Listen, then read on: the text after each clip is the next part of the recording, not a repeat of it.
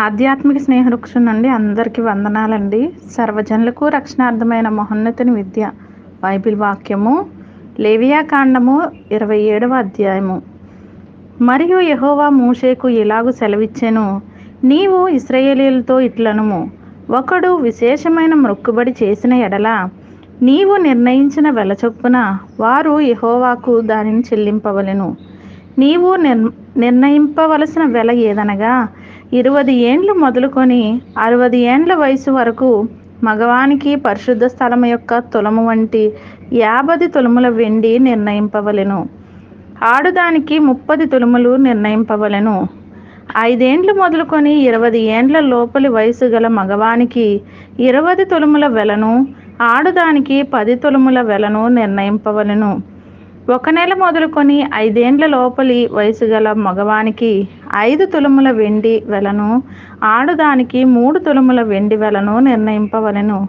60 ఏండ్ల ప్రాయము దాటిన మగవానికి 15 తులముల వెలను, ఆడదానికి 10 తులముల వెలను నిర్ణయింపవలెను.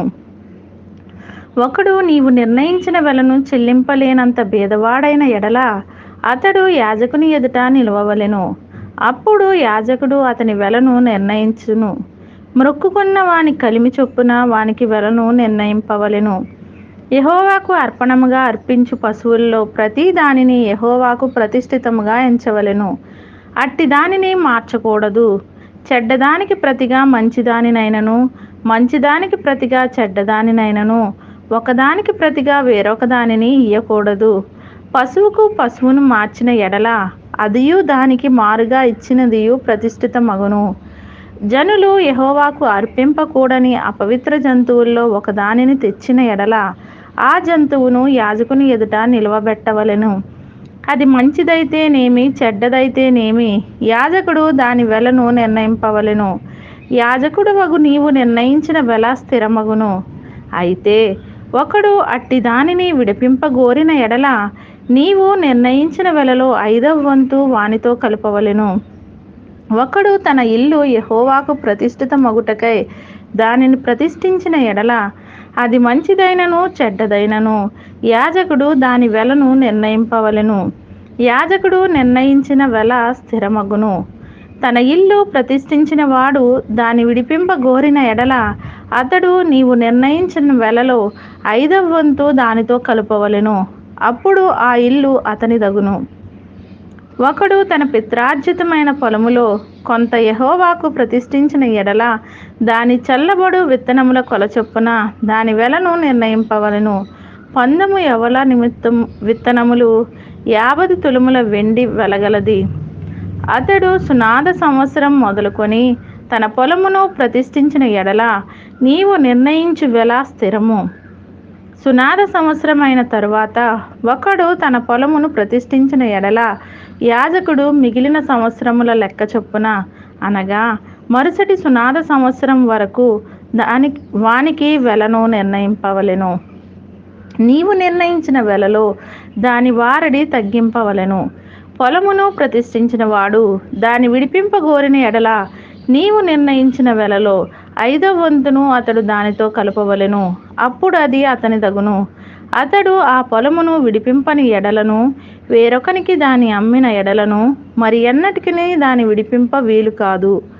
ఆ పొలము సునాద సంవత్సరమున విడుదల కాగా అది ప్రతిష్ఠించిన పొలం వలె యెహోవాకు ప్రతిష్ఠిత మగును. ఆ స్వాస్థ్యము యాజకుని దగును. ఒకడు తాను కొనిన పొలమును అనగా తన స్వాస్థ్యములో చేరని దానిని యెహోవాకు ప్రతిష్ఠించిన ఎడల యాజకుడు సునాద సంవత్సరం వరకు నిర్ణయించిన వెల చొప్పున అతనికి నియమింపవలెను. ఆ దినమందే నీవు నిర్ణయించిన వెల మేర చొప్పున యెహోవాకు ప్రతిష్ఠితముగా దాన్ని చెల్లింపవలెను. సునాద సంవత్సరమున ఆ భూమి ఎవని పిత్రార్జితమైనదో వానికి అనగా ఆ పొలమును అమ్మిన వానికి అది తిరిగి రావలెను. నీ వెలలన్నీయు పరిశుద్ధ స్థలం యొక్క వెల చొప్పున నిర్ణయింపవలెను. 1 తులము 20 చిన్నములు. అయితే జంతువుల్లో తొలిపిల్ల యెహోవాది కనుక ఎవడునూ దాని ప్రతిష్ఠింపకూడదు. అది ఎద్దైననేమి గొర్రె మేకల మందలోనిదైననేమి యెహోవా దగును. అది అపవిత్రమైన జంతువైన ఎడల వాడు నీవు నిర్ణయించు వెలలో 5వ వంతు దానితో కలిపి దాని విడిపింపవచ్చును. దాని విడిపింపని ఎడల నీవు నిర్ణయించిన వెలకు దానిని అమ్మవలెను. అయితే మనుషుల్లో గాని జంతువుల్లో గాని స్వాస్థ్యమైన పొలముల్లో గాని తనకు కలిగిన వాటన్నిటిలో దేనినైనను ఒకడు యెహోవాకు ప్రతిష్ఠించిన ఎడల ప్రతిష్ఠించిన దానిని అమ్మకూడదు, విడిపింపను కూడదు. ప్రతిష్ఠించిన సమస్తము యెహోవాకు అతి పరిశుద్ధముగా ఉండును. మనుషులు ప్రతిష్ఠించు వాటిలో దేనినైనను విడిపింపక హతము చేయవలెను. భూధాన్యముల్లోనేమి వృక్షఫలముల్లోనేమి భూఫలములన్నిటిలో 10వ భాగము యెహోవా సొమ్ము, అది యెహోవాకు ప్రతిష్ఠితమగును. ఒకడు తాను చెల్లింపవలసిన 10వ భాగములలో దేనినైనను విడిపింప గోరిన ఎడల దానిలో 5వ వంతును దానితో కలుపవలెను. గోవుల్లోనే గాని గొర్రె మేకల్లోనే గాని కోల క్రింద నడుచుచున్న వాటిలో 10వ భాగము ప్రతిష్ఠితమగును. అది మంచిదో చెడ్డదో పరిశోధింపకూడదు, దాని మార్చకూడదు. దాని మార్చిన ఎడల అదియు వానికి మారుగా నిచ్చినదియు ప్రతిష్ఠితములగును. అట్టి దాన్ని విడిపింపకూడదని చెప్పుము. ఇవి యెహోవా సీనాయి కొండ మీద ఇశ్రాయేలీయుల కొరకు మోషేకు ఇచ్చిన ఆజ్ఞలు. ఈ మాటలు విన్న వారందరినీ దేవుడు దీవించి ఆశీర్వదించునుగాక. ఆమేన్.